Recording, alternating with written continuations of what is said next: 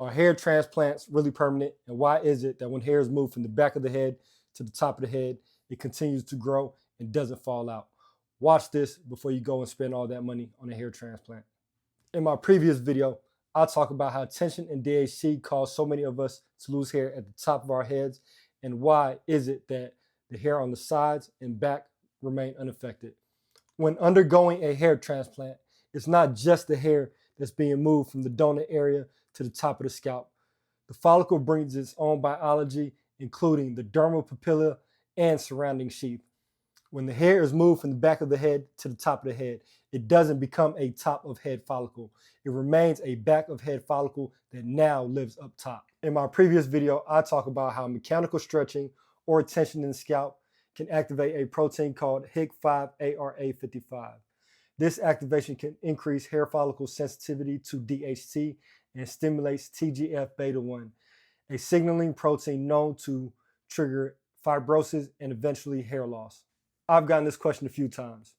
If scalp tension is the cause of hair loss, why is it that when hair is moved from the back of the head to the top of the head, that the hairs don't fall out?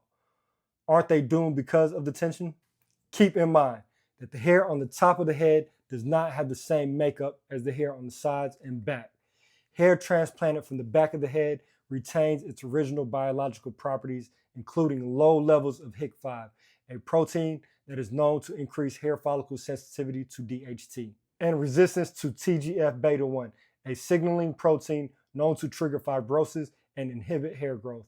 A study published in 2007 showed that occipital scalp hair had low levels of Hic-5 and bald frontal regions had high levels of Hic-5. The follicles from the back of the head retain their original genetic programming even when moved to the top of the head, a principle known as donor dominance.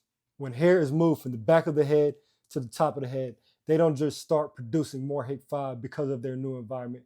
They retain their DHT-resistant genetic software. Without Hic-5, the DHT signal is too weak to trigger the activation of TGF-beta1, and this is why the hair follicles don't shrink and die. So yes, hair that is transplanted from the back of the head to the top of the head is usually permanent, but here's the catch. Since you didn't do anything about the hair loss, the non-transplanted hair will continue to thin and fall out. And that means you're going to have to keep going back for multiple procedures and keep spending more money. For all my folks who don't have tens of thousands of dollars to spend on a hair transplant, stick with scalp massages. Watch my pinned video. It'll show new hair coming in near my galea and crown region by simply being consistent with scalp massages. If I'm